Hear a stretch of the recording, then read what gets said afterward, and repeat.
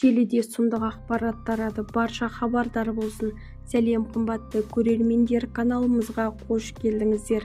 Әлемдегі және Қазақстандағы жаңалықтарды алғашқылар қатарынан біле отырғыңыз келсе, арнадағы подписация және бір ғана лайк түймелерін баса отыруды ұмытпаңыздар.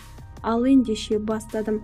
Бразилияда жолаушылар ұшағы апатқа ұшырап, 62 адам қаза тапты. Сан-Паулу қаласында АТР-72 жолаушылар ұшағы жерге құлады. Ұшақ бортында 58 жолаушы мен 4 экипаж мүшесі болған.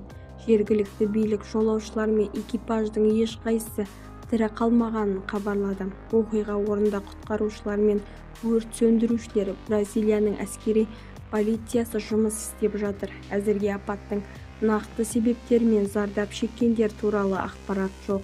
Бізді тамашалауда жалғастырыңыздар. Сау саламатта болыңыздар.